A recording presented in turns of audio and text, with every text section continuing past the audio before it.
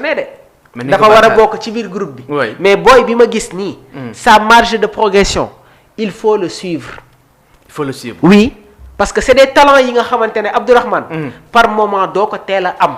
waaw te li mu boole dafa bëri xam nga man joueur frégewu ma Abdourahmane. joueur gondiwu la. déedéet joueur gondiwu ma.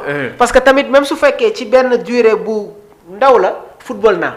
te yàgg naa ko suivre aussi donc façon talent bu nekk gis naa ko mais soo amee joueur bu mel nii il y a un autre milieu de terrain qui joue au niveau du championnat espagnol ci équipe bi di Racine Maguette il faut le suivre un excellent gaucher une palette technique qui dépasse la moyenne genre talent yi il faut les sécuriser te nag waa Allemagne am na yenn talent yoo xamante ne suñ leen gisee bien sûr les documentations lu bëri mën na changer de je sais pas nag qu'est-ce qui va se passer moo tax Aliou Cissé aussi fa mu teel a maa Aliou Cissé sax Pape Thiaw on s'est vite enflammé oui loolu nag am na lu koy firil xam nga démb César fii la toog ak Pape Cheikh Sylla ma ne la il faut essayer par moment de comprendre la philosophie allemande la philosophie de la Mannschaft les Allemands prennent le temps de détecter un joueur waaye ils laissent le temps aux joueurs de s'exprimer loolu doyen Conté toog na plateau bu di sport wax ko toog na plateau bu sport live bii nii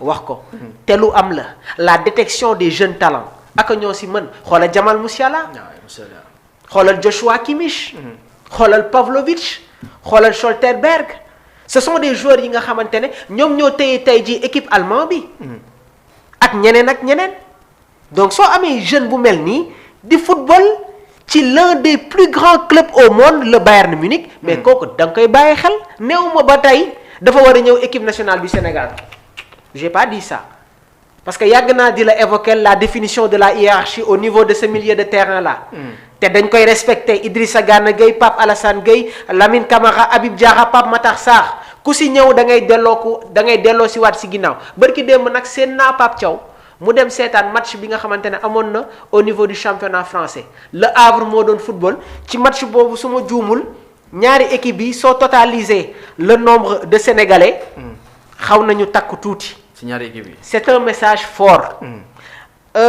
Abdourahmane il faut que ma ñëwaat tuuti. allez-y ci boobu les rencontres. Nice la woon ak Le Havre.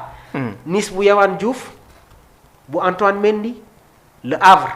am nañu ki nga xamante ne mooy Mori Diaw y a Sangaté il y a le jeune Rassoul Ndiaye am na tamit ki nga xamante ne mooy Soumaré donc ñaari match yooyu ñi fa nekk ci ay sénégalais bëri nañu lan moo fa yóbbu woon Pape Bouna Thiaw lu ko fa yóbbu woon joueurs yi xam na leen de ñii ma cité nii xam na leen mais lan moo tax Pape Thiaw jël décision dem seetaani boobu les rencontres les images sont là xam naa ne sax peut-être demain dinañ ko jox suñu mbokk internautes yi lu mu doon seet oui am na lu mu doon seet de waaw comme lan dama koy laaj Pape Thiaw en tout cas daal séen naa ko mu dem seetaani match bu amoon diggante Nice ak Le Havre certains me diront que c'est tout à fait normal parce qu'il y a des Sénégalais man je ne me limite pas à ces analyses là damay bëgg di xóotal parce que Pape est un technicien jàppal ne ko foo ko natt rek mi ngi ci feneen Abdourahmane waaw visionnaire la de day gis lu sori te milieu de terrain bi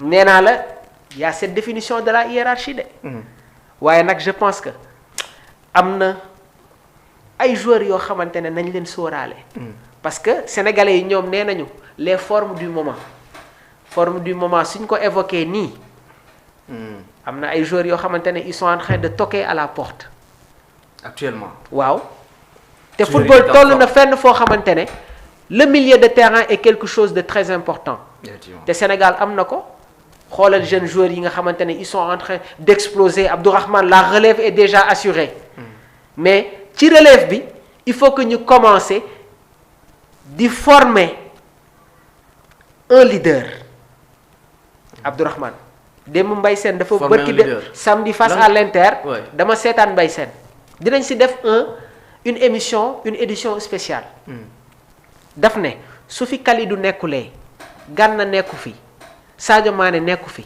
kan moo war a nekk le leader de l'équipe loolu doo xaar ba dernier moment nga koy travailler jamono ji nga koy commencer di liggéey parce que ñii ma lay waxal nii li leen dese ci tanière bi bëreetul de effectivement li leen dese si tanière bi bëreetul donc y a des choses yi nga xamante ne léegi nii nga koy commencer je vois des joueurs par exemple comme Ndiakhaté comme El Hadji Malick Diouf ñooñu quand même ça ne doit pas se limiter leadership boobule mais Abdourahmane merci pour ton degré d'analyse réfléchi tu m'as cité le cas de Moussa Niakhaté xaw ma ndax si tu as suivi face à l'Inter mais moom tamit loolu la wax un leader ne doit pas se limiter au niveau du secteur défensif parce que ñun dans tous les compartiments dañu am ay leaders dans la défense d'accord quand on n'a pas Kalidou c'est Moussa Niakhaté au milieu de terrain c'est Idrissa Gana Gueye ci attaque bi on a Sadio Mané mais ci milieu bi ak ci attaque bi ñooñu suñ fi nekkulee man j'ai toujours dit que ça doit être Ismaïla Sarr ci milieu de terrain bi suñu amulee Gana kan moo war a nekk le patron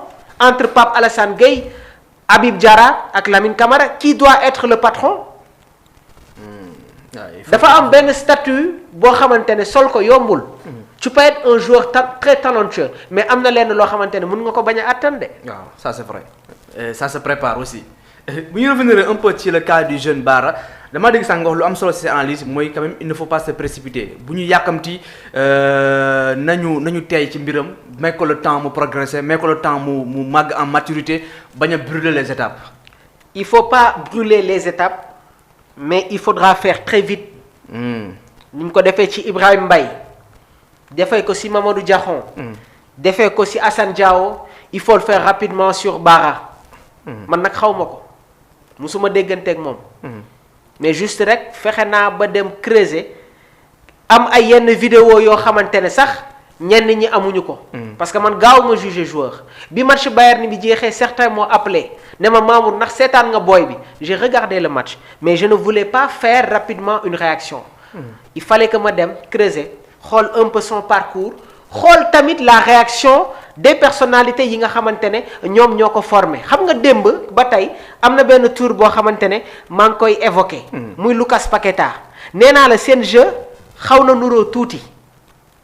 waaw. Abdoul Aziz Tay. nekk manager général de Bu Sport Academy. moom moo yëkkati boobu les réactions. te kooku nekk na personnalité boo xamante ne ku xarañ la pour dem détecter ay jeunes talents. waaye li ko njëkk a attiré mooy le mouvement du joueur mais Abdourahmane le directeur sportif.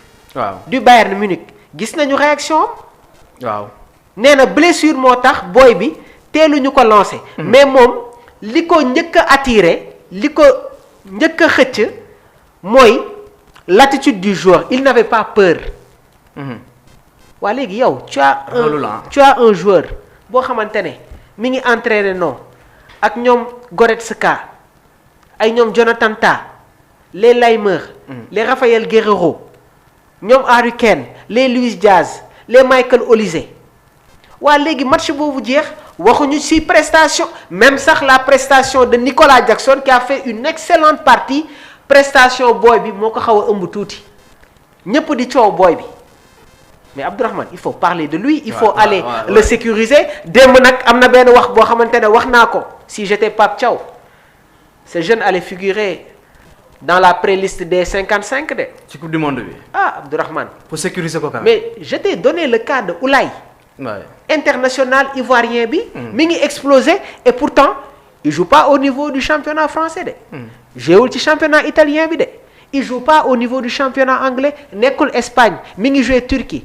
te club yi ma la citeel nii yëpp championnat yi ma la citeel nii yëpp moo ëpp visibilité. Turquie et pourtant il devient un élément très important dans le dispositif de Emerse Faé. jox naa la kaw Ibrahima Mbaye il a explosé à quel âge. Lamine Yamal. xoolal Assane Diao. football moo toll foofu. c'est vrai.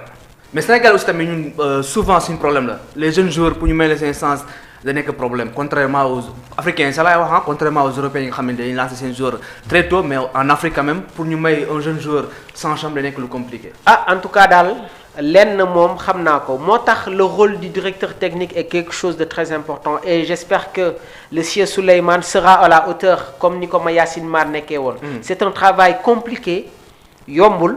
mais nag je pense que tey jii nii sénégalais yi suñu amee yaakaar tabb la am na liggéey boo xamante ne war nga ko def Très bien. waaye xoolal en dehors de Bara Sapoko mais xoolal benn sénégalais bi nga xamante ne mi ngi jouer au niveau du championnat portugais ci équipe bii de Sporting muy Souleymane Faye Souleymane Faye moom dafa teel a joxe li nga xamante ne moom mooy sa réaction il vise la sélection A du Sénégal. ah oui te am na ay match yoo xamante ne seetaan nañ ko ci Ligue des Champions bi et il est dans un très grand club